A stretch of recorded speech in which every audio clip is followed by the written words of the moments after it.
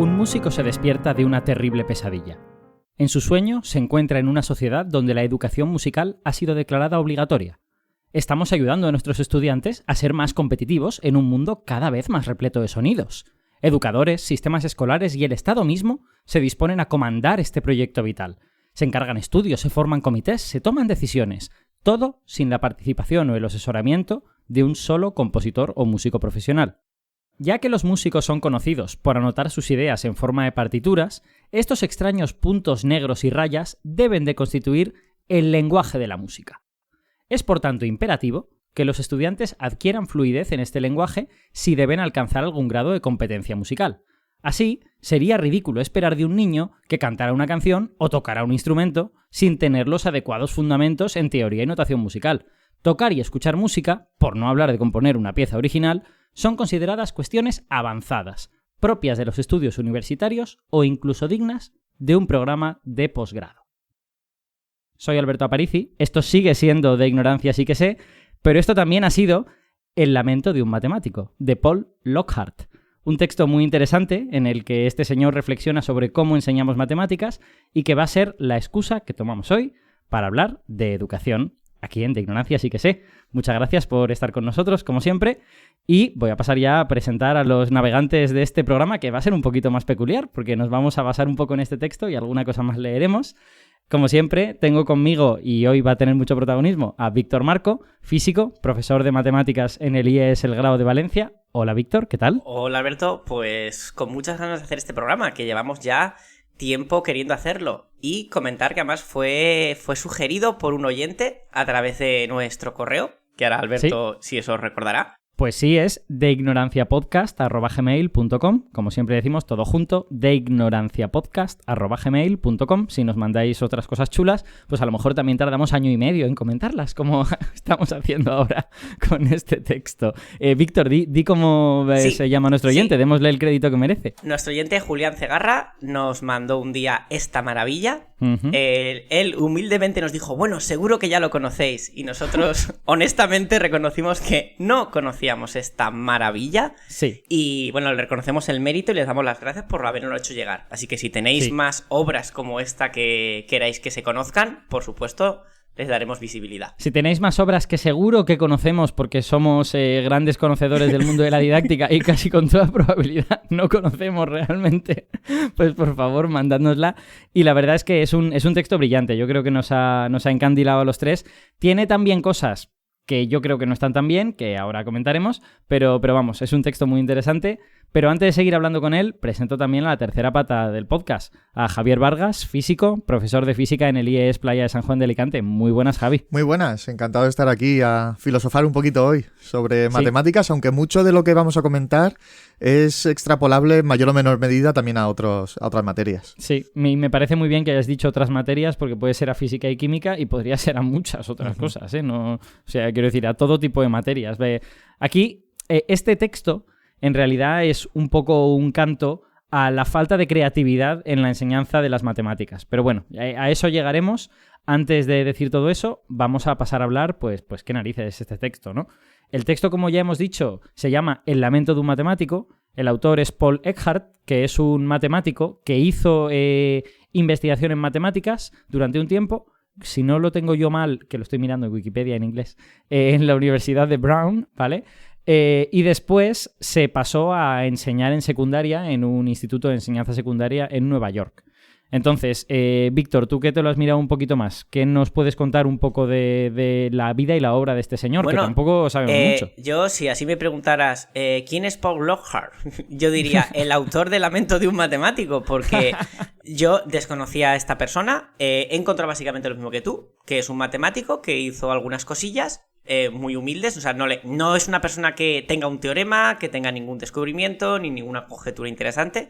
Él mismo defiende que eso no es importante, como ya comentaremos en el libro, y que luego se pasa a la enseñanza. No parece que sea doctor en enseñanza didáctica, como por ejemplo sí que tenemos esa figura en España, bueno, invitamos una vez a Pablo Beltrán, que es doctor en didáctica de matemáticas. No sé si en Estados Unidos eso se trabaja a ese nivel o existe esa figura. Y investigando un poco, he encontrado 2 libros más, que son Medida y aritmética, que por lo que he trasteado y he mirado parece ser que lo que hace es defender y trabajar esas materias desde un punto de vista más constructivista, hasta lo que he podido investigar sin llegar a leérmelos. Y lo que hemos descubierto es que el lamento que nos hemos leído, ¿no?, es un pequeña síntesis o ensayo de algo mucho más grande, que es su tercer libro, que es El lamento, digamos, a lo grande propiamente dicho. Exacto, sí, más bien parece que él empezó escribiendo este texto un poco más breve y como vio que había ideas interesantes en él, lo expandió a una especie de libro cortito de 120, 150 páginas. El texto que nosotros tenemos y que nos hemos leído, pues tiene 25 páginas, digamos. Podríamos habernos leído el otro, pero nos habría costado 7 años en lugar del año y medio que hemos tardado. Entonces, bueno, pues ya está bien. De todas maneras, este texto tiene como para comentar todo este programa, no nos va a faltar tiempo, así que sí, supongo que en el libro más largo contará más cosas y a lo mejor pone ejemplos como mucho más concretos de cosas, pero bueno, ya hay en este texto sobre todo material para reflexionar sobre cómo se enseñan las matemáticas. Yo ya adelanto que para los oyentes que quieran leerse El lamento de un matemático, es un texto que es muy motivador, que está lleno de emoción y creo que además está muy bien escrito, pero no es un texto muy práctico. O sea, no es un texto que te diga los problemas de las matemáticas son estos y se resuelven de esta manera. Eso no lo hace. A lo mejor porque es muy difícil, o a lo mejor porque no le apetece, o yo qué sé por qué. Pero vamos, que es un texto, digamos, más para reflexionar que para cogerlo y resolver todos los problemas de las matemáticas gracias a este texto. Pero bueno, reflexionar ya está muy bien, ¿no? Sí, además, bueno, como vemos si el oyente lo lee, usa distintos recursos literarios. El primero es esa parte de ensoñación, ¿no? Esa metáfora con la música o ese paralelismo. Sí. Luego hace una cosa que parece muy original, pero no bueno, es suyo. déjame, Víctor, si quieres, sí. lo desarrollo un poco por si alguno de nuestros siguientes, como lo había leído así a primera vista, le ha parecido muy marciano y no se ha dado cuenta de que estaba hablando el texto. El texto está diciendo, la música es una actividad creativa, es una actividad artística que los seres humanos han aprendido de forma intuitiva durante milenios y que efectivamente tiene una componente de técnica, de cómo se escribe, de cuáles son las reglas, al menos en la música occidental, para hacer música. Las reglas pueden ser diferentes en otras culturas. Y la enseñanza de las matemáticas, o sea, yo creo que la tesis del texto es que la enseñanza de las matemáticas, tal y como lo hacemos a día de hoy, en primaria y en secundaria, sería equivalente a enseñar música centrándonos mucho en la parte de partituras, teoría musical y escribir bien una partitura, pero no tocar nunca música, no escuchar nunca una canción, no tratar de cantar nunca y por lo tanto ignorar toda esta parte, digamos, más creativa y más humanística de la música. Pues la tesis de Lockhart es que lo que estamos haciendo con las matemáticas es exactamente eso. Es decir, despojarlas de toda la parte que las hace interesantes y convertirlas en una cosa mecánica, horrenda y que a nadie le puede gustar. Sé que esto lo quieres dejar para el final porque de esa forma no es como se enseña música en este país, claro. Bueno, ya al final ya te haré esa pregunta porque los oyentes que son asiduos ya lo saben, pero Víctor, aparte de físico y de profe, pues también es músico, así que también nos puede contar cómo se enseña música. También puedo lamentarme por ese lado. Bien, lo dejo. En el futuro comentaremos Lamento de un músico de Víctor. Sí, exacto. Bueno, perdona, que te he interrumpido. Sí, quería comentar que aparte del principio ese comparativo y luego cuando él se explaya y explica lo que está mal, usa un recurso que me encanta, pero repito, no es suyo. Para quien haya leído los diálogos de Galileo, usa los diálogos de dos personajes que son Simplicio y Salvati, que yo al principio cuando empieza a hablar no llegaba a saber si esto estaba sacado de Galileo o no, hasta que claro empieza a hablar del siglo XIX y de Beethoven, digo, vale, esto ya se lo está cocinando él solo. Pero es genial porque eso lo leí yo. Curiosamente, a mí he hablado varias veces de mi profesor de física del instituto y me hizo leer esos diálogos para que entendiera un poco cómo se trabajaba en ciencia. Y lo que hace este hombre es cogerlo y llevarlo a la matemática. Y Simplicio tiene el nombre ya lo dice todo, ¿no? Tiene el papel de persona conservadora, que lo ve todo muy aplicado, muy práctico, y Salvati es el que intenta hacerte reflexionar, es el que nos va a llevar de la mano durante todo el lamento para hacernos pensar qué está mal o hacernos ver que está mal, según su punto de vista, que luego vamos a matizar, porque no todo es tan como él dice. También bajo mi punto de vista, ¿eh? Claro, ¿no? El lamento es un texto de opinión. O sea, eso hay que tenerlo claro. Es un texto que contiene, pues, cierto conocimiento de su experiencia como profesor y tal y cual, y desde luego como matemático, pero no deja de ser un texto de opinión, además con una opinión muy fuerte. Sí. Muy fuerte y yo creo que criticable. Y bueno, ya le haremos las críticas que sean. Si me permitís, voy a leer un par de párrafos más, un poco para concluir esta metáfora de la música y llevarla a las matemáticas en las propias palabras de Lockhart, si queréis. Es un poco largo, pero yo creo que es interesante. Voy a leer un par de párrafitos. Siguiendo con este asunto de la música. En los cursos superiores, la presión comienza a aumentar de veras. Después de todo, los estudiantes deben estar preparados para las pruebas de nivel y los exámenes de admisión de las universidades. Hay que apuntarse a cursos sobre escalas, modalidades, compases, armonía y contrapunto. Tienen mucha materia por aprender, pero más tarde en la universidad, cuando lleguen a escuchar finalmente todo esto, aprenderán que el trabajo que hicieron en el instituto fue muy útil.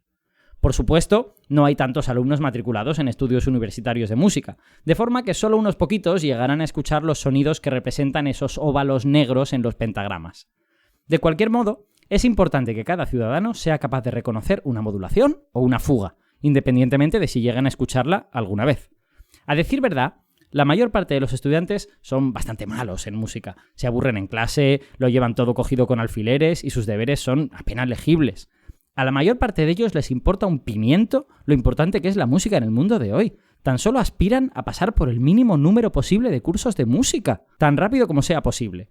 Supongo que hay gente con dotes musicales y gente sin oído. Una vez tuve una alumna. Esa sí que era buena. Sus partituras eran impecables. Cada nota en su sitio, caligrafía perfecta, sostenidos, bemoles. Simplemente precioso. Algún día será una gran música. Bueno, esto es un poco la conclusión de ese mundo disparatado de la música y llevo a la conclusión, a digamos el desvelar de la metáfora que nos hace Lockhart, que es: lamentablemente, la educación matemática en la actualidad se corresponde precisamente con estas pesadillas.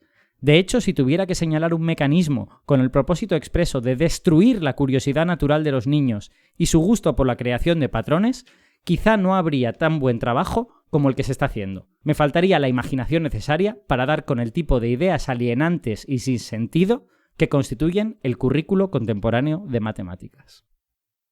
Afirmaciones, como veis, muy severas, ¿no? Muy duras respecto al currículum. Entonces, después de leer esto y ver un poco cómo expone su tesis Lockhart, que desde luego utiliza palabras bastante duras, hay una pregunta que creo que tenemos que abordar, que es: ¿qué son las matemáticas? ¿Vale? O sea, en el texto se reflexiona mucho sobre ello. Entonces la pregunta es: ¿las matemáticas son una herramienta o son una actividad creativa? Víctor, cuéntanos lo que tú opinas y también lo que dice Lockhart. Como dice él en un momento en el lamento, es que no sé por dónde empezar. pero voy a empezar ya gracias a tu pregunta, que nos ubica un poco en un sitio. Yo no sé cuántas veces habré dicho en este programa lo de vamos a la etimología de la palabra. Matemáticas en griego significa lo que se puede entender. Entonces, ¿qué es matemáticas? Si hay un proceso lógico que implica un aprendizaje y un entendimiento de unos pasos mediante ciertas conexiones, ahí estás haciendo matemáticas. No necesariamente con números. Cada vez que tú vas por la calle y quieres ir a un sitio y tomas una decisión, o dices, si cojo mejor esta línea de metro con esta o esta, ¿con cuál llegaré antes? Pero bueno, a lo mejor por esta llego más tarde, pero permite, se me ha olvidado que tenía que pasar por la farmacia. Para mí ahí esa persona está haciendo matemáticas. Unos algoritmos que el cerebro va trabajando de forma, digamos, mediante subterfugios cerebrales que tú no acabas de ver, pero está haciendo matemáticas. Esto es lo que le gustaría escuchar a Lockhart, esto que estoy diciendo. Pero claro, tampoco podemos olvidar que para Lockhart, digamos, el alumno tiene que partir de cero, de la nada, de que tú le hagas preguntas, que él se declara unas cuantas de ellas en el texto y son, lo digo, magníficas. Pero tampoco podemos pretender que un alumno recorra toda la historia de las matemáticas él solo. Sí. La declaración de intenciones de él implica que sí, y que si no lo consigue no pasa nada, que da igual, que no es tiempo perdido. Y estoy al 90 y mucho % de acuerdo. Pero tampoco podemos olvidar la tradición de lo que ya hay y no apoyarnos en unos contenidos que ya tenemos. Sí. Yo creo que se puede equilibrar ambas partes. Si me dejas, espera, Javi, un momentín. Voy a leer, digamos, la declaración de principios sobre qué son las matemáticas del propio Lockhart. Voy a leer una especie como de selección de donde explica esto en el texto. Él dice literalmente: ante todo, es necesario entender que las matemáticas son un arte. La diferencia entre las matemáticas y el resto de las artes, como la música y la pintura, es que nuestra cultura no la reconoce como tal. Todos entendemos que poetas, pintores y músicos crean obras de arte, y que se expresan mediante la palabra, la imagen y el sonido. De hecho, nuestra sociedad es muy generosa cuando se trata de la expresión creativa. Arquitectos, cocineros e incluso directores de programas de televisión son considerados artistas, pero no los matemáticos. Parte del problema es que nadie tiene la menor idea de qué es lo que hacen los matemáticos. Y esto la verdad es que tiene toda la razón. No cabe duda de que si el mundo tuviera que dividirse entre soñadores poéticos y pensadores racionales, la mayoría de la gente colocaría a los matemáticos en la segunda categoría. Y sin embargo, el hecho es que no existe nada más soñador y poético, nada tan radical, subversivo y psicodélico como son las matemáticas. Y cita aquí en este punto a un matemático de principios del siglo XX, Hardy, muy, muy importante, que dijo lo siguiente, que es muy sucinto y yo creo que resume muy bien el punto. Un matemático, como un pintor o un poeta, es un creador de patrones. Si sus patrones son más permanentes que los de estos, es porque están hechos de ideas. Parece que Hardy ahí consigue marcar un gol, hace algo muy profundo en muy pocas palabras, ¿no? Javi, querías decir algo. Sí, yo quería señalar que esta cuestión que nos acabamos de plantear de si un chaval de secundaria o de primaria tiene que descubrir por sí mismo todas las matemáticas, eso se lo plantea también Simplicio, y en el mismo texto Simplicio lo pregunta y Salviati le da respuesta. Simplicio, hay un momento que dice: pero no tenemos tiempo para que cada alumno invente las matemáticas desde cero por su cuenta. Llevó siglos descubrir el teorema de Pitágoras. ¿Cómo esperas que el niño promedio lo haga en su clase? Y bueno, Salviati le da una respuesta bastante más amplia, pero básicamente la respuesta es que no es eso lo esperado tampoco. Que la queja que tiene va por el hecho de que solo no se haga eso en absoluto. Es decir, él tiene claro que tiene que haber momento para enseñar también la técnica, que se tiene que dedicar un tiempo a practicar y a mecanizar ciertas cosas para poder seguir avanzando, pero que no nos podemos centrar solo en eso. Que el aprendizaje, si bien a partir de un desarrollo y a partir de unos razonamientos, va a ser mucho más profundo que si nos centramos solo en el apartado final en el que nos centramos nada más que en la técnica. Sí, básicamente la tesis que defiende Lockhart es que las matemáticas, como toda actividad creativa, deberían ser enseñadas de forma creativa. ¿Y eso qué quiere decir? Quiere decir básicamente exponer a los estudiantes a problemas y que los estudiantes piensen y por lo tanto que se equivoquen. De la misma forma que alguien que está tratando de componer un poema o de hacer un cuadro, pues la va a liar y va a tener que volver a empezar en un momento dado si no tiene buena técnica. Y poco a poco, a base de cometer esos errores, de anticiparlos la próxima vez y de ganar una mejor técnica la siguiente vez, pues vas haciendo cuadros o poemas cada vez mejores. Pues él defiende que las matemáticas son un poco parecido a esto, ¿no? Y que lo que hay que hacer es exponer a los estudiantes a problemas en los que estén pensando y que se les ocurran ideas malas, seguro, pero que les hagan avanzar hacia la resolución correcta, ¿no? Sobre esto también quería comentar una cosa que muchas veces cuando se habla de métodos constructivistas, porque aquí al final lo que está planteando es algo similar, es un método constructivista, que ellos vayan descubriendo por sí mismos las matemáticas. Esta pregunta yo la he oído varias veces relacionado con estas formas de enseñanza. Entonces los alumnos van a tener que recorrer en unos pocos años, 2000 años de historia de la ciencia, de las matemáticas o de lo que sea. Y aquí no tenemos que olvidar que para eso está la figura del profesor. El alumno no tiene que idear los problemas por sí solo, no va a tener que enfrentarse a todos los problemas de la historia. El profesor va a plantearle los problemas que estén acordes a su nivel y que les permitan hacer los avances con apoyo del profesor, que los va a ir guiando en las respuestas y les va a ir señalando cuáles de sus comentarios son acertados y qué comentarios o qué respuestas no los van a llevar hacia la respuesta que estamos buscando. Víctor. Lockhart usa una metáfora súper visual que me encanta, que es un péndulo que se va moviendo por dos extremos, que es la técnica rigurosa y la creatividad, guiada del profesor. Y él dice, yo no quiero que se quede en el otro lado del péndulo, lo que quiero es que oscile. Y poniendo el ejemplo del arte, ahí sí que él habla mucho del arte como si fuera creatividad pura, y no hay que olvidar que el arte también tiene técnica. Yo voy a poneros como ejemplo cuando yo empecé a componer pues con 17 y 18 años, hace ya mucho tiempo. Yo recuerdo mis primeras obras, que alguna vez las he vuelto a encontrar y las he revisado, de lo que hacía basado en lo que estaba en mi cabeza, de mi cultura general, de lo que yo oía. Y hacía cosas que me sonaban bien, y hacía recursos como dominantes, secundarias y modulaciones que yo no entendía, pero me sonaban bien. Cuando empecé a ir al conservatorio a estudiar composición, empecé a ver la técnica y a entender todo lo que estaba ahí detrás. Y claro, gracias a la técnica y a analizar fugas y sinfonías de grandes compositores, pude avanzar más rápido. Pero se me permitía el componer aparte libremente. Entonces, es un equilibrio. O sea, si yo ahora dijera, pues lo dicen muchos compositores, no, yo no quiero saber ningún tipo de técnica ni de reglas de armonía porque constriñe mi creatividad. Pues entonces nunca saldrás más allá de lo que se hizo en el siglo XVI porque no tienes mayores referencias. Entonces, ese es el equilibrio que él habla. Lo que pasa es que entiendo que si él ya empieza el discurso con esas medias tintas del equilibrio, no va a hacer tanto daño ni va a llamar tanto la atención como si te quedas en el otro lado del péndulo. Sí, es hacia el final cuando él baja un poco el listón. Exacto. El lamento, tal y como yo lo he entendido, es una especie de panfleto que pretende lo que todos los panfletos pretenden, que es hacer soplar el aire, ¿no? O sea, que aquí que vuelen las cosas y que la gente discuta. Y en ese sentido me parece un texto muy útil. También... en respecto a la pregunta esta que nos decíamos antes de, pero bueno, exponiendo a los chavales a problemitas sin ninguna estructura y tal, ¿qué tenemos que hacer? ¿Que recorran ellos solos toda la historia de las matemáticas? ¿Tenemos que hacerles descubrir las matemáticas en lugar de enseñárselas?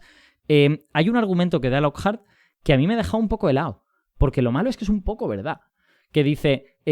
si solo les enseñas a los chavales a través de pues estos pequeños retos, estas cosas creativas, no sé qué, no van a terminar sabiendo nada. O sea, van a terminar con un conocimiento extremadamente disperso de cosas que pues en esto habrán aprendido, en esto otro no habrán aprendido.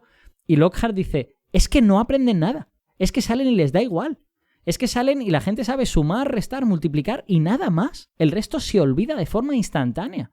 Y la verdad es que tiene un punto de razón, ¿eh? Sí. O sea, quiero decir, a los que nos gustan las matemáticas no hemos olvidado la trigonometría, pero a alguien que se ha ido a estudiar, no digo latín, biología, ¿tú crees que se acuerda de la trigonometría? Pues no. Pero también tenemos que pensar en los ingenieros y en los físicos. Claro, porque claro. En esa misma descripción que él hace, yo me imagino coger a esa persona que está aprendiendo desde cero, a coger a un griego del siglo IV a.C. y lo traemos aquí y lo metemos a primero de física. Y claro, por mucho que tenga la cabeza llena de ideas creativas, no va a pasar del primer tema. Es verdad. Porque no tiene esa idea acumulativa. Entonces, su mayor problema es que los libros de física no están escritos en griego antiguo. Ese será su primer problema. Solo entendería los ángulos. Perdón. Mira, hablando de... yo he estado pensando estos días, mientras preparábamos el programa, cómo buscar ese equilibrio. Porque a mí me preocupa. Yo pienso prácticamente como él, pero luego hay que ser realistas. A ver cómo consigues eso para toda la clase y además dar los contenidos generales para que ese chaval o esa chavala luego pueda estudiar una carrera tipo ingeniería y el que vaya a ser médico le hayas enseñado a pensar. No sé si recordáis que él propone un problema como alternativa a estos problemas de álgebra absurdos de edades, que me ha encantado cuando habla de... Nadie va a descubrir la edad de una persona con esas pistas rebuscadas del doble edad, porque lo hemos comentado alguna vez.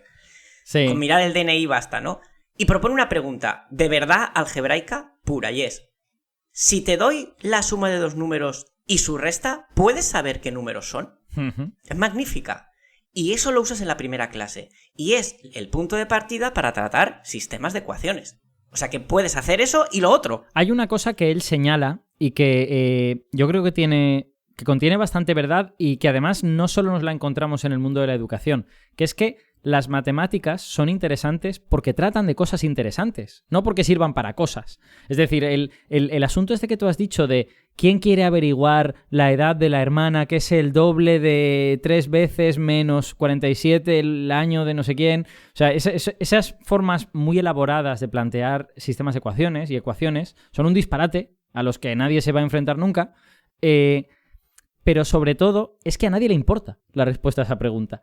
Y sin embargo, si enseñamos las matemáticas como el arte de las ideas, el arte de descubrir cosas en las ideas que están relacionadas con números, ideas que están relacionadas con formas, ideas que están relacionadas con cosas, eso es mucho más interesante. Y yo cuando leía eso, me he sentido un poco identificado como divulgador, ¿no? Porque te encuentras esta cosa en tus compañeros periodistas que te preguntan continuamente, bueno, ¿y eso para qué sirve? Y a mí me parece que en el momento en el que alguien plantea esa pregunta, estamos ya en un punto difícil de resolver. Porque quiero decir, si alguien no ve lo interesante que es un agujero negro, si alguien no ve lo interesante que es que haya 3 ramas del árbol de la vida, si alguien no ve lo interesante que son los números por sí mismos, ¡wow! Ahí sí que tenemos camino que recorrer. Y ese es el camino que se podría haber recorrido motivando a la gente cuando era joven, ¿no? Y que ahora ya eso ya no se puede hacer. Eso se ha perdido, esa oportunidad, y por lo tanto ahora tenemos a un periodista preguntándome que por qué es importante el acelerador de partículas del CERN. Claro. ¿Recordáis? Creo que fue en el primer capítulo, el juego de los 4 que comenté que usaba en clase. Sí. El juego de los 4 no vale para nada. Y aún no me he encontrado una clase en 14 años de trabajo que no se ponga a hacer cálculos. ¿Y por qué? Porque genera una pregunta que no va más allá de ¿tienes 4 cuatros? ¿Tienes todas las operaciones que quieras usar? Sácame los números naturales del 0 hasta el que puedas. Es una pregunta abierta, libre. Sí, Venga, sí. voy a pensar. Oye, ¿y dónde? Ahí surge la necesidad de poner paréntesis. La necesidad de el orden de operaciones de forma natural en el contexto del juego. Juego que, bueno, este concepto lo defiende Lockhart a muerte. Jugar, en matemáticas son jugar. Sí, efectivamente. Jugar con las ideas. De la misma forma que la física puede ser jugar con cómo se comportan los objetos, ¿no? Con cómo funciona la naturaleza. Y en este sentido de la motivación, lo que opinan unos, lo que opinan otros, hay un parrafito más del texto que quiero citar. Aquí he venido yo hoy a leer, según parece. Hay un parrafito del texto que quiero citar que me parece que representa bien la sociedad, con pocas palabras, ¿no? Y dice lo siguiente. Dice, todo el mundo sabe que hay algo mal. Los políticos dicen necesitamos más nivel. Las escuelas, por su parte, necesitamos más inversiones y más equipamiento. Los pedagogos dicen una cosa y los profesores dicen otra. Todos están equivocados. Los únicos que entienden de verdad qué es lo que está pasando son precisamente aquellos a los que se culpa con más frecuencia y a los que nadie escucha. Los estudiantes. Dicen, la clase de matemáticas es estúpida y es aburrida. Y tienen toda la razón. Yo no puedo estar más de acuerdo. O sea, quiero decir, este párrafo lo suscribo al 100%. No sé cómo se resuelve eso. Pero es verdad. Los políticos, los pedagogos, los profesores discutimos sobre el sexo de los ángeles continuamente y el problema de fondo es que los estudiantes se aburren. Que los estudiantes no quieren estudiar matemáticas porque es un coñazo. Entonces, si no resolvemos eso, ¿qué estamos haciendo? Este juego, esta especie de juegos florales que hacemos con los BOEs y con las leyes, ¿eso para qué sirve, no? Si no resolvemos eso, ¿qué es lo que es de verdad importante? Oye, Alberto, me ha llegado, no sé, supongo que lo habéis visto, un meme clásico, el meme de El caballo de Troya, donde el caballo pone física, el que tira pone profesor de física, el que recibe son estudiantes y dentro del caballo están los matemáticos. Pone matemáticas. Y me ha hecho recordar cuando hablas con gente de su época de estudiante de ¡ay, a mí la física me gustaba mucho, pero sin embargo las matemáticas no! A mí eso me resulta tan incomprensible.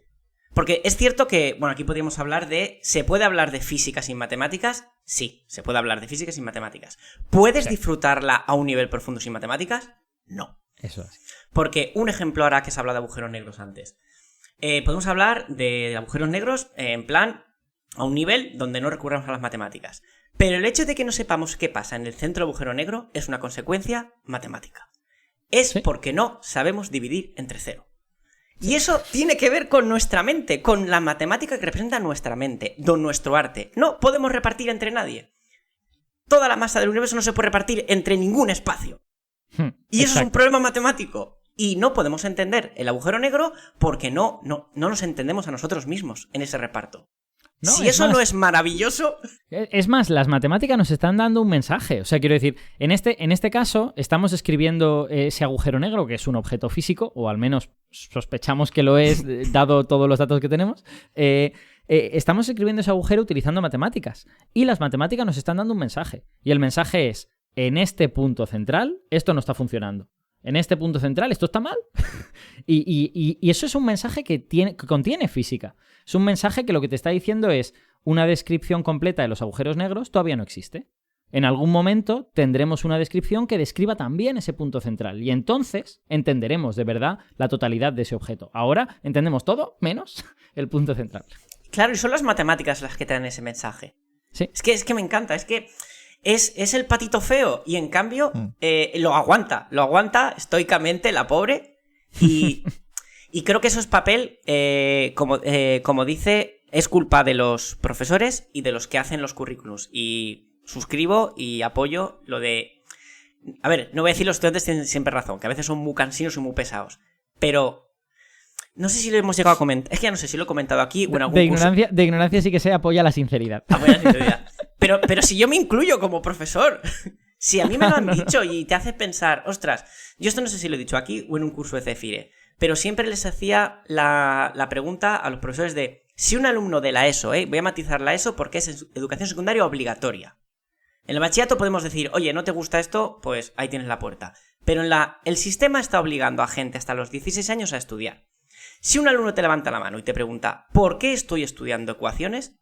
Tú no puedes decirle, para aprobar un examen. O porque sí. O porque lo dice la ley. O sea, es que está sometido a escucharte. Y obligado. Debemos saber por qué está dando ecuaciones. Y no podemos decir para la vida cotidiana. Por favor, dejemos ya de decir eso. Que lo dice Lockhart, que es mentira. No usas ecuaciones en la vida cotidiana.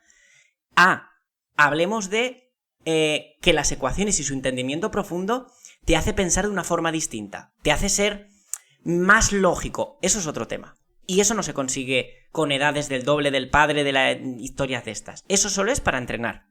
Palabra que usa mucho también. Estamos entrenándoles, no sé muy bien para qué. Sí. Bueno, él lanza también una idea al aire en eso, ¿no? Los estamos entrenando para las famosas pruebas de nivel. Llámale EVAU, PAU o como quieras. Sí, efectivamente. Y de hecho, hay un momento en el que compara el entrenamiento que hacemos en ese sentido con las matemáticas mecánicas, con eso que él dice que no son matemáticas. En un momento dado a mí me gusta mucho porque dice, no me quejo de la forma en que se enseña matemáticas en el instituto. O en secundaria. De lo que me quejo es de la ausencia de matemáticas en esas clases. Pero es que va la propia definición etimológica. Sí. Como no se está entendiendo nada, no se están haciendo matemáticas. Exacto. Hay una cosa que quería comentar relacionada con esto. Relacionado con esto que tú decías, Víctor, hay un momento en el que él dice, yo creo con cierta razón, que si el propio profesor de matemáticas no siente las matemáticas como una cosa viva, entonces ahí hay un problema. Porque si hay una persona que cree que las matemáticas son voy a recitar esta cosa que tengo en un papel, que ellos se la aprendan y que la escupan en un examen, ahí tenemos un problema. ¿Cómo va esa persona a transmitir esta idea de las matemáticas son interesantes, las matemáticas son emocionantes, las matemáticas contienen la emoción del descubrimiento? Y es verdad, contienen la emoción del descubrimiento. Yo la viví en mis propias carnes por culpa de un mal profesor. En segundo de carrera, que tuvimos en Métodos Matemáticos 3, tuvimos a un profesor, cuyo nombre no citaré, que a mí no me parecía demasiado bueno, y nos explicó las transformadas de Fourier, que no voy a decir ahora lo que son. Pero yo me pasé todas las navidades ese curso pegándome contra la pared en plan de la transformada de Fourier es esto. Pues no entiendo qué es. Pues no entiendo para qué sirve. Pues no entiendo qué es esto. Pues no entiendo por qué esta definición. Me parecía que la definición era una... O sea, yo tenía la fórmula, como dice Lockhart. A mí me habían dado la fórmula de la transformada de Fourier. Y la tenía, la entendía y la podía aplicar. Pero no sabía qué narices estaba haciendo. Había una fórmula y yo no entendía lo que era esa movida. Y de repente, después de 2 semanas, un día tuve una especie de epifanía por la tarde y recuerdo, a día de hoy, 20 años después, recuerdo la emoción de decir, ¡ostras, qué es esto! ¡Ostras! ¿Qué es? Las frecuencias que hay dentro de una onda, las diferentes ondas que hay que mezclar para que se genere esto. Y fue un momento maravilloso. O sea, fue un momento... hizo falta 2 semanas de sufrimiento, pero después de esas 2 semanas de sufrimiento yo sentí una de las cosas más bonitas que he sentido en mi vida, que es entender algo. Esto me hace pensar, porque te ha pasado a ti, me ha pasado a mí, a Javi seguro también, le ha pasado a Lockhart y le ha pasado a Bertrand Russell, que lo comenta en el ensayo. Y es, él, yo, Bertrand Russell, vosotros nos quejamos de que a todos nos han dado matemáticas mal. Que no nos han dado matemáticas. Pero parece ser que todos, o estos que he citado, nos hemos dado cuenta del problema. Luego ha emergido en nosotros ese conocimiento superior de, oye, esto no se tiene que hacer así. Quizá tampoco ha habido algo tan malo. Tú solo, Alberto, tuviste esa epifanía. ¿La hubieras disfrutado igual si te lo hubieran explicado exactamente así en el aula? Y no estoy defendiendo que se enseñe mal, ¿eh? Estoy intentando salvar los muebles de lo poco que queda en el sistema. A ver, la respuesta es no. Perdona, Javi. Obviamente no lo habría disfrutado igual. Ese momento como de descubrimiento es muy emocionante y es lo más bonito que hay de hacer ciencia, de entender cosas, ¿no? Y de crear también. Pero, hombre, creo que es mejor que te ayuden a llegar a ese momento, ¿no? Creo que lo ideal es que el profesor te guíe y que tú mismo llegues, pero no en 2 semanas, en 2 días. Claro, y ahora voy a la segunda parte. Tú, que ya eres una persona creativa, llegó a eso por su cuenta, pero no todo el mundo lo hace. Entonces, el bien mayor para la mayor cantidad de gente. Hay que hacerlo así para todos, para que el que no tenga ese talento creativo se le ayude a formarlo. Si yo intentaba llegar a esto, ¿vale? No estoy defendiendo, por supuesto, que se trabaje así.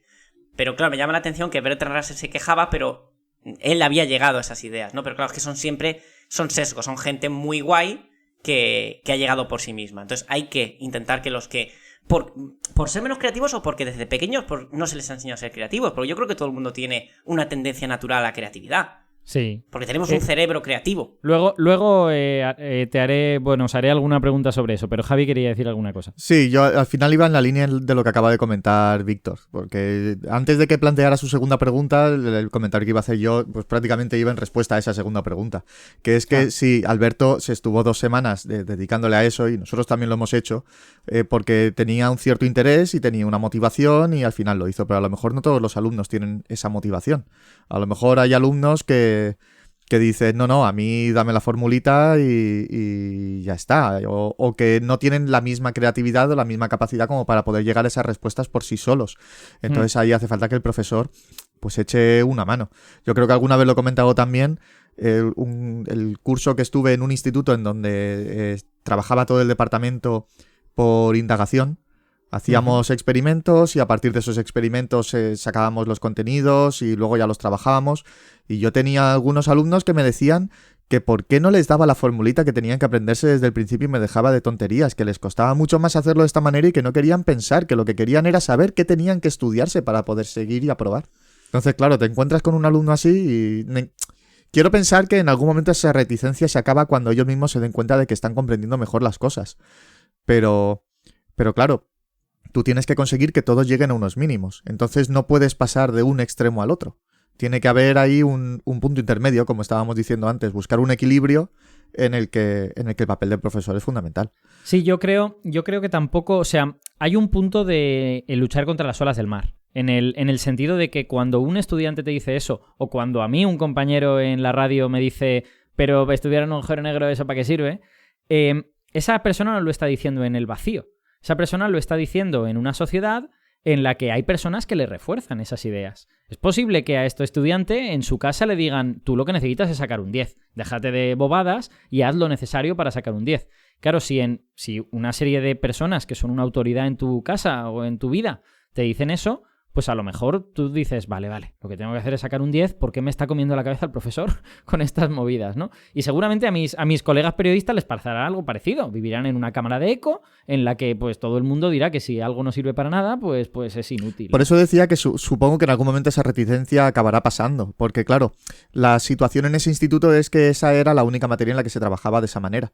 Y yo a los alumnos que tenía era el primer año que daban esa asignatura. Entonces, claro, era la primera vez que se estaban enfrentando a una situación así.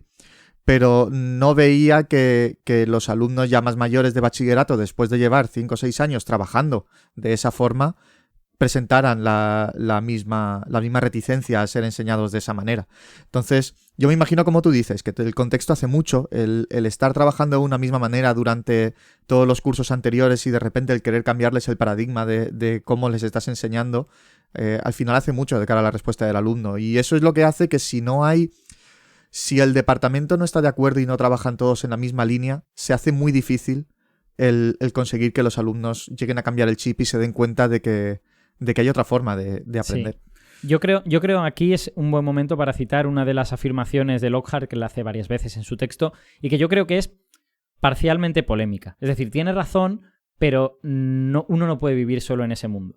Que es la idea de que las matemáticas hay que enseñarlas para nada. Es decir, que las matemáticas son inútiles y precisamente por ser inútiles es por lo que son tan guays.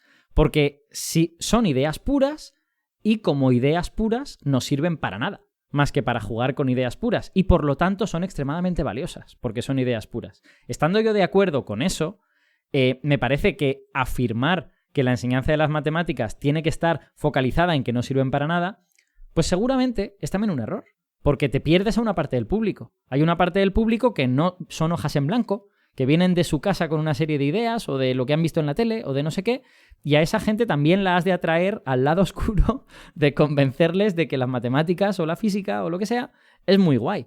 Entonces, utilizar un enfoque un poquito práctico para entonces llegar a las ideas puras y decir, y mira qué bonito es esto. O sea, además de que sirve para algo, fíjate que encima es bonito. Pues ese puede ser un enfoque exitoso, creo yo. De hecho, donde él intenta coger fuerza, que es en el paralelismo con la música, también encuentra su contraejemplo. Lo que pasa es que él no lo dice, porque tiene, es cierto, una idea muy romántica de la música. Te habla de, sí, cuando habla de Simplicio y Salvati, hay música que se usa para marchas militares, pero ese no es el objetivo con el que Beethoven escribe una sinfonía. Pues, señor Lorca, si investigas un poco, sabrás que muchas sinfonías son encargos. Sí. Mozart tiene una misa maravillosa, pero son encargos. Mozart tiene un Requiem que fue un encargo. Que no quita que haya una funcionalidad para hacerlo artístico. Los orígenes de la música no son artísticos. Son funcionales, son rituales. Son rítmicos para mantener un trabajo uniforme entre muchos esclavos. Con los timbales. O sea, tampoco olvidemos... Lo más probable es que el origen de la música sea también mixto. En el sentido de que un pastorcillo en la montaña con su flautita, pues dice, pues voy a tocar algo bonito, pero en un entorno social, pues seguramente esa flauta se usa para otra cosa, ¿no? Es que seguramente ese pastorcillo, dices, a lo mejor usaba esa flauta para llamar a las ovejas, pero luego, mientras ya estaban ahí pastando, él se ponía a jugar. Pues sí. Y si ese ritual, esos ritmos, luego cuando estás ya aburrido vas probando, pues descubres que también es divertido. Y oye, voy a hacer uno mejor, voy a hacerlo más rápido, voy a jugar. Es el equilibrio entre la funcionalidad y lo artístico. Y hay un ejemplo más que no me resisto a citar, aunque esté de memoria, porque no lo encuentro ahora mismo en el texto, que me ha parecido fabuloso, porque Lockhart realmente es brillante en encontrar ejemplos de cómo enseñamos las matemáticas y transportarlo a otros mundos para hacernos ver que es contra natura lo que estamos haciendo. En un momento dado dice, es evidente que para hacer la declaración de la renta hay que saber castellano. Hay que saber inglés o lo que sea. Pero sería una aberración centrar las clases de castellano en la declaración de la renta. Sería tratar el castellano como una herramienta para hacer la declaración de la renta. No, tú necesitas aprender castellano porque de lo contrario no vas a hacer la burocracia cuando seas mayor. Por lo tanto, los textos que vamos a ver en castellano son textos de la declaración de la renta y vas a estar ahí rellenando formularios con 10 años y vas a saber hacer la declaración de la renta muy bien porque vas a hablar un castellano muy correcto. Claro, eso es un disparate, pero llevado a un extremo, de alguna forma, si mecanizas mucho las matemáticas, es eso lo que estás haciendo. Ese ejemplo me hizo gracia porque... Sí, porque luego te encuentras gente en redes sociales diciendo que los chavales salen del instituto sin saber cocinar, sin saber hacer la declaración de la renta, sin saber hacer cosas cotidianas. Y claro, aquí al relacionar la declaración de la renta ya no con economía, sino con lengua, con el saber leer y entenderlo, me hizo gracia que le diese un enfoque distinto y además que lo utilizara como contraejemplo de que no es ese el motivo por el que están aprendiendo eso. Claro, efectivamente. O sea, su idea es, uno aprende matemáticas por otra cosa, por la belleza de descubrir, por la belleza de entender, porque se siente listo descubriendo cosas en lugar de sentirse tonto. Uno se siente tonto cuando simplemente le hacen deglutir cosas sin entender y se siente listo cuando las descubre. Y luego resulta que eso sirve para muchas cosas, de la misma forma que el castellano pues sirve para hacer poemas, para pedir una barra de pan, para hacer la declaración de la renta y para, no sé, hablar solo en tu casa un día y ya está. En fin, alguna preguntita que os quiero hacer, sobre todo a ti, Víctor, que sé que has puesto esto en práctica. ¿Hasta qué punto crees que es posible seguir el programa de Lockhart, ¿no? Este programa de enseñemos las matemáticas como una actividad meramente creativa, ¿no? ¿Hasta qué punto uno puede simplemente llegar a clase y ¡pam!, soltar un problema misterioso y fascinante? ¿O necesita preparar a los estudiantes porque a lo mejor necesitan tener un cierto conocimiento previo con el que poder abordar ese problema? Pues mira, yo creo que se podría establecer hasta una función donde podamos ver los pesos, pero depende de cada curso, depende de cuántos años han tenido ante los alumnos la machaca de que esto tiene que ser aplicado. Os pongo un ejemplo que, repito, creo que esto ya lo hablamos, porque esto es una especie de recopilación de todo lo que llevamos diciendo en todos los programas. Sí. Como lo que defendí una vez de que las matemáticas... Este es el momento en que voy a explicarme, las matemáticas no eran ciencia, eran un arte. A esto me refería con que no eran ciencia. Claro que tienen ciencia en su vertiente aplicada, pero son algo más. Pero bueno, eso para otro día, para cuando vamos a hacer el de filosofía. De hecho, yo defiendo que las matemáticas no tienen nada de ciencia porque no se remiten al mundo sensible. Por lo tanto, no hay ciencia en ellas. Claro, porque al final la matemática trata de entender la lógica humana. Claro. El agujero negro tiene un problema porque ningún humano es capaz de entender 3 caramelos entre ningún niño. Yo esto se lo hago ver a los estudiantes y me dicen, hombre, pues a 0 caramelos. No, tienes 3 caramelos, lo que no tienes es gente. No puedes hacer la división. Pero bueno, claro. Segundo de bachillerato. Intenté el año pasado, bueno, el anterior, que siempre digo el año pasado y este año está en el SEPIE. El año anterior intenté, cuando empecé con las integrales, no meter a saco lo de la integral y lo contrario de la derivada. No. Les puse una función que les dije que era el arco de una escultura y les pregunté, ¿cuánta área hay debajo? Les puse una función cuadrática. Intentamos construirlo a base de rectángulos. Fui haciendo rectángulos cada vez más pequeñitos. Aproximarla como si fuera el método de Eudoxo de los griegos. La respuesta casi bélica de los alumnos fue, ¿esto sale en la EBAU? No. Entonces, ¿por qué lo estamos haciendo? Ay, por favor. Claro, yo lo entiendo, ¿eh? No, es segundo de bachillerato, ya está. O sea, el Titanic, ya se está hundiendo.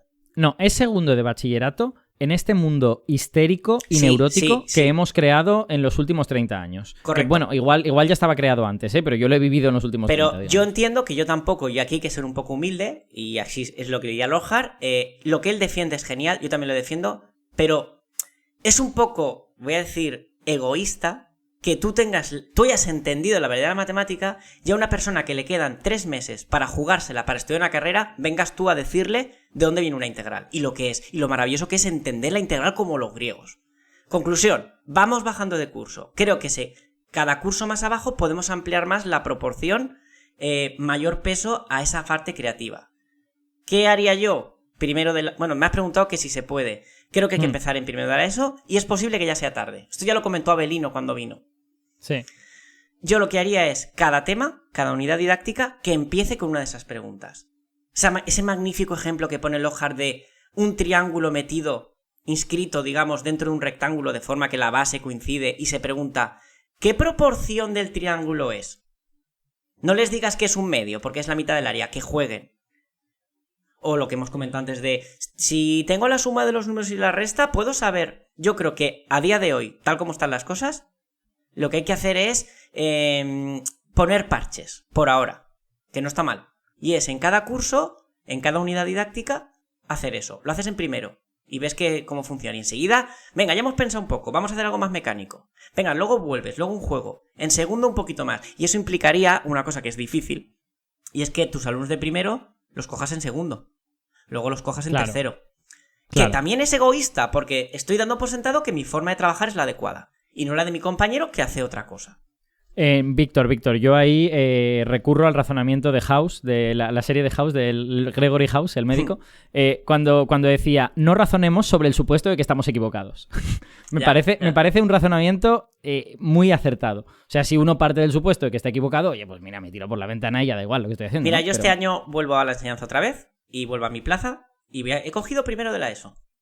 Quiero coger primero de la ESO, y el año que viene, si puedo, cogerlos en segundo. Y poner en práctica todo esto que estamos diciendo. Y si queréis, cuando acabe el curso este año, os comento qué ha sido. Voy a intentar en cada unidad didáctica hacer una de las preguntas de Lockhart, de ese estilo. Vale. Y a ver qué pasa. Ahora, tiene que ser desde el principio. Yo me apunto porque de hecho cuando hice la programación didáctica para las oposiciones, yo ya planteé los títulos de los temas, no eran dinámica, cinemática, reacciones químicas, sino que eran preguntas. Preguntas, claro, yo también, el mío también. Eran preguntas, de manera que la idea era que una vez terminada esa unidad didáctica ellos pudieran dar respuesta a esa pregunta. Y este verano que me he estado empezando a preparar algunos materiales para el curso que viene, para tercero de la ESO, ya tengo hechas 2 unidades didácticas que de nuevo su título son preguntas. En donde la unidad didáctica lo que desarrolla es todo lo que necesitan saber para poder dar respuesta a esa pregunta. Claro. Alberto, antes has comentado lo de, Javi, perdona, lo de cuando decían, dame las fórmulas para aplicar, tal. En primero de la ESO ni siquiera saben que tienen fórmulas que aplicar. No les digamos nada. Es que creo que si empezamos a decir, no, voy a enseñaros a pensar. No dices nada y empiezas a soltar preguntas y a callar. Exacto. Y a trabajar.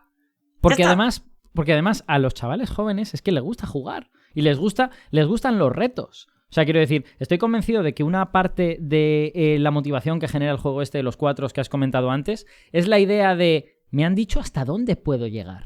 Quiere decir que hay como una especie de competición. Igual puedo llegar yo uno más que el compañero de al lado, que encima me cae mal. Mira, voy a comparar con otra cosa que no parece que tenga que ver con el tema, pero sobre cómo tratar las cosas. El tema de cuando hablamos de dar más ejemplos de mujeres matemáticas y todo este tema. Yo esto lo trabajo en el aula y siempre tienes alumnos disruptivos que buscan el enfrentamiento. Porque ven que ya estás tocando el tema del género y tal. Es más fácil que eso. No tienes que decir, hoy vamos a hablar de mujeres matemáticas, porque es importante. No, habla de mujeres matemáticas y no digas nada. Y ya está. Claro, exacto. Que sea sutil, que sea fácil, sencillo. Es que en eso, en particular en España, somos malos en ese sentido. O sea, en lugar de introducir las cosas orgánicamente, parece que tenemos que hacer un abstract en el que declaramos nuestras intenciones. En la clase de hoy vamos a aprender esto y esto y esto. Y lo vamos a hacer mediante el método constructivista que está demostrado según estos papers que... Oye, pero por favor, póngase usted a dar clase. Y ya tienes... Es que ya tienes a la gente con las uñas sacadas. De, ¿me estás enseñando de una forma distinta? Si el método funciona... No... Esto es como cuando en música un compositor tiene que explicar demasiado su obra. Che, tócala. Si es tan buena, pues a lo mejor me gustará. No, yo llego a estar en conciertos de estos contemporáneos donde os juro que la explicación duraba más que la obra. Hombre. Y esto no es una exageración, ni una hipérbole, ni nada. Esto es real. Sí, efectivamente. Sí, completamente de acuerdo. O sea, o si las cosas tienen valor por sí mismo, y creo que si estás ahí dando clases porque crees que lo tienen, pues, oye, que ese valor sea evidente, claro. ¿No? De la misma forma que a mí no me gusta justificar por qué nos interesa un agujero negro. Es que es lo mismo. Es que si no te interesa, a lo mejor debes plantearte por qué no te interesa, ¿no? Y esa es una cosa que deberíamos plantearnos con todas las cosas del mundo. En mi opinión, que quizás sea un poco megalomaníaca, es que el estado ideal de los humanos es que nos interesara todo. O sea, que viéramos una ventana y que dijéramos, como esta que tengo aquí, pero es flipante el mecanismo de la ventana, que yo no lo entiendo. Por cierto, tengo la ventana estropeada y no sé arreglarlo. Y no sé arreglarlo porque no lo entiendo. Y eso me hace decir, joder, me gustaría saber cómo funciona esta ventana, ¿no? Entonces, bueno, está claro que nunca llegaremos a eso, ¿no? Que habrá gente a la que le gustará la poesía griega y habrá gente a la que le gustará el cálculo diferencial. Pero, joder, molaría aspirar a que a todos nos molasen mucho todas las cosas, ¿no? Y que estuviéramos aprendiendo todo el día. Y si quieres, para finalizar con lo más preguntado sobre cómo hacerlo, voy a poner otro ejemplo, que a mí me ha funcionado en el aula. Y yo creo que tampoco se necesita tanto tiempo y es muy sutil. El teorema de Pitágoras que usa Lockhart. En vez de llegar y darlo y decir teorema de Pitágoras tal, coges un triángulo, el clásico de lados 3, 4, 5, y yo lo he hecho en el aula. Les dices dibujar un triángulo que la base sea 4 y la altura 3. Coged vuestra regla y dibujar la hipotenusa. Medirla. Y me dicen, profe, 5. Vale. ¿Soy capaz de encontrar el 5 combinando el 3 y el 4? Y los dejas ahí probando. Es decir, están relacionados los tres, no lo van a sacar. Y es lo que dice Javi. Método constructivista guiado. Coges tú y les amplías el dibujo y dibujas las áreas que se construyen con los lados del triángulo como lados de los cuadrados. Venga, a calcular las áreas, porque ya has trabajado áreas. Y entonces se darán cuenta que el área del grande es la suma de los otros. Y entonces decimos, pues Pitágoras lo que descubrió en su escuela es que los lados están relacionados de esta forma. Esto te puede llevar una clase o dos. Y luego ya, pues haces ejercicios y lo aplicas a calcular alturas de montañas o lo que quieras. Sí, de hecho, Lockhart en un momento dado critica, y yo creo que ahí también lleva razón, y que eso es fácil de implementar. Critica el exceso de definiciones que a veces hacemos. O sea que, como tenemos ese programa de hoy vamos a estudiar los números irracionales, por lo tanto voy a definir lo que es un número irracional, no hace falta. Es que no hace falta que la definición esté al principio. Igual la definición ha de estar al final. Igual precisamente lo que has de hacer es hacerles una construcción en la que de repente se den cuenta de que necesitan un número que no se puede expresar mediante fracciones. Y que digan, ¿pero qué está pasando? O sea, y que eso... Hombre, es que es un ejercicio magnífico. Claro, y que eso les rompa un poco su visión del mundo y de repente tú les digas, chavales, bienvenidos a los números irracionales. Es que en este currículum que nos estamos creando ahora, ficticio, en el que primero has trabajado a Pitágoras así y ya saben usarlo, tema siguiente, los irracionales. Calcular la diagonal de este cuadrado. Y claro, cuando lleguen a la raíz de 2 digan, no, vamos a hacerlo a mano, vamos a buscar qué número al cuadrado da 2. Y vas jugando y vas, oye, pues no me sale ninguno, oye, cada vez me estoy acercando más. Pues has llegado al número irracional como llegó Pitágoras. Ahora guías tú, evidentemente. Lo que hace Simplicio es un, mal dicho, un tocapelotas que va buscando, ¿y cómo lo van a hacer sin profesor? Que no, que el profesor sigue en el aula. Y también hay que decir que los diálogos están estructurados así desde la época clásica. O sea, quiero decir, los diálogos de Platón están estructurados de forma que hay un señor que sabe y otro señor que hace preguntas idiotas para que el que sabe pueda explicar cosas interesantes. O sea, que bueno, que los diálogos son así de toda la vida. De hecho, de ahí vino parte de la polémica de Galileo, ¿no? Porque hubo gente que decía que Simplicio estaba haciendo referencia al Papa y se lo tomó a mal. Pues eso no lo sabía. Eso no lo sabía. En un documental que vi creo que comentaban algo de que parte de la polémica, no sé todo, porque tampoco estoy muy metido al tanto de la historia esta, pero se ve que parte de la polémica venía por ahí. Porque hubo gente que le decía al Papa, oye, es que Simplicio está haciendo referencia a las ideas tuyas y mira lo que está diciendo por ahí. Lo de juzgarlo por el heliocentrismo era una excusa. Lo que querían era joderle por eso. No estoy sorprendido porque, claro, efectivamente, cuando uno pone un asunto que se está debatiendo en la actualidad en forma de debate ficticio, es imposible no ver en los argumentos de cada uno de los personajes a las personas que lo están diciendo en la realidad, ¿no? Es que es así. Y de hecho, yo creo que Simplicio en el ensayo de Lockhart hace algunas preguntas muy sensatas. Hace algunas preguntas extremadamente razonables. A ver si encuentro alguna por aquí. A ver, Simplicio es la sociedad. Pero es que la gente pregunta eso, pero es que les han enseñado a preguntar. ¿Y por qué tienen que no valer para algo? Les han dicho siempre que las matemáticas valen para algo. Claro.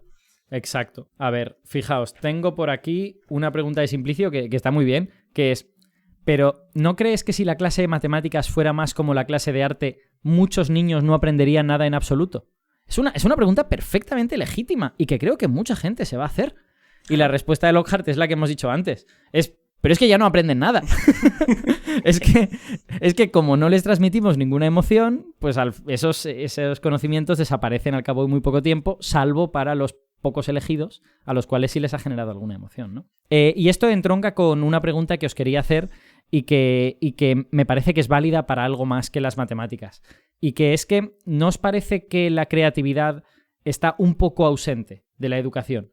Al menos, desde luego, lo estaba en mi época. O sea, yo no recuerdo que me animaran mucho a hacer cosas creativas. Me animaban, pues, a hacer un dibujo, copia este dibujo, haz esta cosa, pero no me decían, haz un poema como trabajo. Me decían, explica lo que has hecho este fin de semana. Una cosa un poquito más inane, ¿no? Que es verdad que es creativa, pero no te decían, transmite emociones, juega con las palabras, emociona a alguien, haz un dibujo, ¿no? ¿No creéis que es una pata que está un poquitín coja en la educación actual? Yo es que tampoco conozco exactamente la forma de trabajar hoy en día de los compañeros, por ejemplo, de literatura o de artes, etcétera. Claro, yo guiándome por mi experiencia estaría totalmente de acuerdo contigo. Porque claro, a mí me enseñaron igual. Yo cuando daba clases de plástica, de dibujo técnico, pues era toma este dibujo, cópialo y píntalo. Y un día lo haces con témperas y otro día lo haces con cera. Entonces, claro, yo la clase de dibujo poca creatividad tuve que poner en práctica. De hecho, a mí lo que me gustaba era el dibujo técnico porque lo veía todo como una extensión de matemáticas, prácticamente. Pero yo quiero pensar que hoy en día la cosa ya va cambiando un poquito. Quiero decir, también tengo la suerte de estar en un instituto que tiene línea de bachillerato artístico. Y claro, yo paso por el aula del taller de arte y están allí los alumnos de bachillerato con los caballetes y están pintando. Entonces, me imagino que harán cosas más artísticas que las que yo hice en su día. Igual que he visto en algunas aulas poemas que han escrito alumnos de secundaria. Entonces, me imagino que la cosa habrá ido evolucionando desde nuestra época. Pero claro, si tuviese que guiarme por la enseñanza que yo recibí, creatividad tiende a cero. A dónde va mi pregunta es a que este asunto de haber, digamos, tabulado los conocimientos que se tienen que adquirir en la enseñanza, claro, la creatividad no se puede tabular. ¿Cómo estableces, pues esta persona tiene que haber aprendido a hacer una mejor expresión de una cara humana que la que tenía cuando llegó en septiembre, ¿no? Es difícil de establecer una evaluación de la creatividad, ¿no? Y como no se puede tabular, pues queda un poco como esquinada o hay vaguedades que se refieren a ella y lo hace más difícil de implementar. Y yo creo que una cosa buena a tener en mente es introducirla nosotros. Vale, no está en el BOE, no se les ha ocurrido cómo poner en el BOE, da igual, pongámosla nosotros de alguna forma, ¿no? De la manera que se nos ocurra. Ejercitemos nosotros nuestra creatividad como profesores para ver si podemos ejercitar la de ellos, ¿no? Yo es que creo que también puede ser algo complementario. Quiero decir, al ser la creatividad algo tan subjetivo, probablemente el BOE no te diga que tengas que valorar o que evaluar esa creatividad. Uh-huh. Seguramente el BOE lo que esté diciendo es pues que tienen que conocer una serie de técnicas, pero para llevar a cabo esas técnicas, para que aprendan esas técnicas, tú lo puedes hacer de dos maneras. Tú puedes coger y decirle, mira, haz exactamente esto, o tú puedes coger y darle una cierta libertad creativa. Y mientras en lo que haga el alumno, aunque no sea lo que tú te esperas, pero te demuestre que ha puesto en práctica las técnicas que tiene que aprender, pues entonces tú podrás decir que el alumno ha conseguido los objetivos y lo ha superado. Es que esto además enlaza con otras cosas que ya no tienen que ver directamente con la creatividad, pero que también se quedan un poco fuera de los currículums. Yo por ahora mismo, en estos últimos meses, estoy escuchando muchos podcasts de historia en inglés, ¿vale? Y alguno de ellos es profesor de instituto de historia. Y cuentan que ellos les dan fuentes primarias a sus estudiantes, les hacen leer, pues yo qué sé, un panegírico de Constantino el Grande o cualquier cosa rara de la antigüedad y les dicen, critícame esto. ¿Qué te parece esto? ¿Te parece que es fiable? ¿Te parece que está bien? ¿Qué cosas nos podríamos creer y cuáles no? Y ese es un ejercicio que yo nunca hice en la clase de historia, ¿no? No sé si llamarlo creativo, pero sí es un ejercicio un poco más cercano a la realidad de la historia y que te obliga a no aprender conocimientos como si fuesen caídos del cielo, sino a decir, mira, los conocimientos salen de este tipo de textos y a veces los textos nos intentan engañar. Y tú eres ahora el que vas a tener que separar lo que engaña de lo que no engaña. O sea, ese tipo de cosas difíciles de tabular, creo que hay que pensar en introducirlas en el aula en la medida de lo posible, claro. No sé si queréis comentar alguna cosa más sobre el propio Lamento del Matemático. Yo creo que hemos mencionado muchas cosas y repasado muchas cosas. Yo lo que recomiendo al público, porque es que teníamos una primera opción, información al consumidor. Teníamos una primera opción en este programa que era simplemente leer el texto y no decir nada nosotros. Y seguramente eso habría sido mucho más bonito, eficaz y bueno para todo el mundo que esto que estamos haciendo. Y sorprendente. Nadie se lo esperaría. Exacto, efectivamente. Leer el texto directamente desde el principio hasta el final y la música de sintonía al final y se acabó. Eso habría sido... Y además, en vez de Alberto, con el loquendo. Exacto. Entonces, como no hemos hecho eso, pues yo creo que una cosa que animo al público es que lo lean ellos. Pondremos un enlace de donde se puede conseguir el texto, que yo creo que está disponible en internet, si no estoy equivocado. Al menos la versión en inglés está disponible en internet. Si pones, yo creo que el Lamento de un Matemático PDF está para descargar. Sí, exacto. Entonces yo recomiendo a todo el mundo que lo lea porque ahí encontrarán pues ejemplos concretos de todo esto que hemos dicho, un par como de ejercicios que Lockhart propone que son más creativos, también un par de ejemplos de cómo algo que podría ser bonito se convierte en algo completamente inerte, muerto y que nadie querría hacer. Mira, creo que lo que van a encontrar es un poco de motivación y ganas de hacer otra cosa. ¿Habéis visto el Club de los Poetas Muertos? Sí, vale, claro. No voy a hablar de si estoy de acuerdo o no de acuerdo con la forma de trabajar. Pero si recordáis la escena final, después de todo el drama, que dices, no ha quedado nada, todo ha vuelto al sitio, las clases siguen siendo una mierda. Pero si recordáis la última escena, uno de los compañeros de él coge su clase y se la baja a dar inglés o castellano o lo que sea, paseando por la nieve. Es como, ha influido un poquito en ese compañero, ¿no? Sí. Pues oye, Sí. lo leemos y si en todo el curso se te ocurre dar el teorema de Pitágoras de otra forma una vez, pues eso que ha quedado. Mejor eso que nada. Estoy muy de acuerdo. Bueno, pues tengo una pregunta final y además esta pregunta final es exclusivamente para Víctor Marco Vico, aquí presente. Y la pregunta es, bueno, en el Lamento del Matemático se hace la metáfora con la música, ¿qué pasaría si redujéramos la enseñanza de música a algo meramente mecánico, como se hace a veces con las matemáticas? Bueno, mi pregunta para ti es, ¿cómo es la enseñanza de música? Porque la que a mí me dieron en séptimo y en octavo de GB era una cosa mecánica horrenda, horrible, tenía cero música y era básicamente hacer pam, pam, pam, pam, pam, pam. Era una cosa, era como una especie de lavado de cerebro musical o algo por el estilo. Entonces, Víctor, por favor, ilústranos. ¿Cómo es la enseñanza musical? Vale. Es mejor que esto, ¿no? Si te refieres, no es una distopía. Si te refieres a la que es obligada, ¿no? En secundaria, sí. Pues es igual que lo que se queja Lockhart. Ahí Lockhart se equivoca. Pero, venga, si te refieres a la del conservatorio, también es igual a la que dice Lockhart. Porque la cantidad de gente que conozco que empezó a estudiar música y lo dejó por el conservatorio porque decían, es que me aburría. Y esto es así. Y aquí lo puedo decir porque lo he vivido. Me parece ¿es terrible. cierto? O sea, quiero decir, esta pregunta estaba pactada en el sentido de que le había dicho que se le iba a hacer, pero no sabía cuál era la respuesta. A ver, y de a lo verdad mejor que no estoy esperaba que exagerando. dijeras que el conservatorio era lo mismo. Voy a hacer el lamento de un músico. A ver, ¿en el conservatorio se toca instrumento? Sí. ¿Pero sigue siendo mecánico? Sí. Tú aprendes las escalas sin saber de dónde vienen ni por qué son así.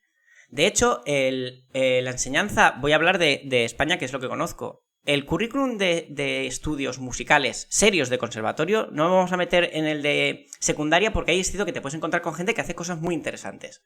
Y gente que se pone a dar solfeo porque lo dice el currículum y dices, pero ¿para qué querrán el solfeo los alumnos de secundaria? Lo que tienes que crear son melómanos que vayan a la ópera cuando sean mayores.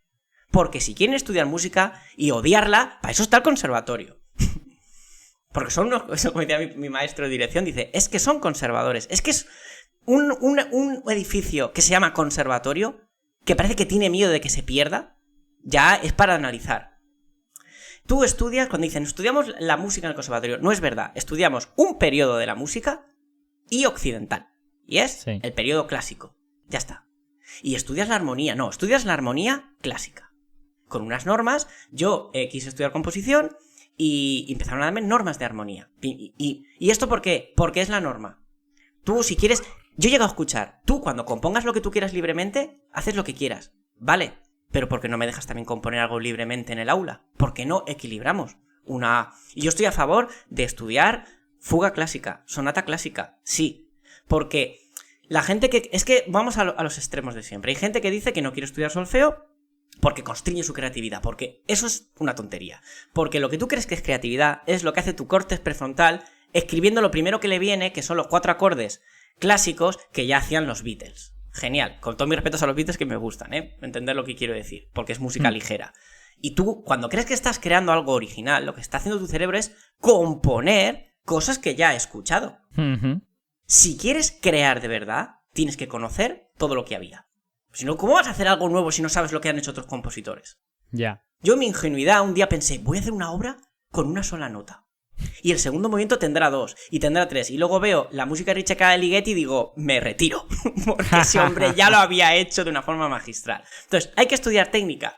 Sí, pero hay que justificar. Cuando en música se estudian armonías, se estudia lo que se llaman las reglas de la armonía, que 2 voces no pueden hacer movimiento paralelo de octavas seguidas. ¿Por qué? Porque sí, porque es lo que dice la norma. Y tú, venga, y allí son sudokus musicales.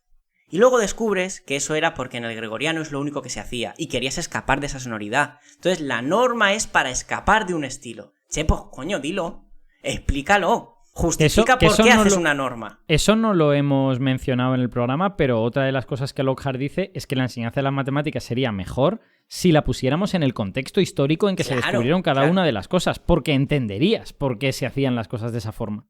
¿Por qué se estudia tonalidad clásica del siglo XVII y XVIII? Porque es la música más organizada que existe. Porque con esas normas tú ahora coges y escribes una sonata de Mozart, pero igual que él, ¿eh? Sí. Y digo, ¿cómo vas a hacerlo igual que él? Porque está basado en su música. Sí. Lo genial es lo que hizo él, que creó, junto a los demás, esas normativas. ¿Es importante las normas? Sí. Yo soy de la opinión de que si quieres ir de un sitio a otro, estoy haciendo así con los dedos, 2 puntos de A y B, si no te ponen normas, vas a ir recto. Vas a coger la geodésica. Pero si te ponen trabas, tu cerebro va a ser creativo. Respetar normas implica creatividad. El juego de los 4 es creativo porque te pone normas. Solo 4 cuatros. Además, exclusivamente 4 cuatros. Ahora, te tienen que guiar. Y si solo te dan normativa de armonía y ya está, y te dicen esto es así porque sí, no vale para nada. Entonces, lo lamento, pero la enseñanza del conservatorio es igual. La distopía de Lockhart existe y está en este mundo. La puede tener usted al lado de casa.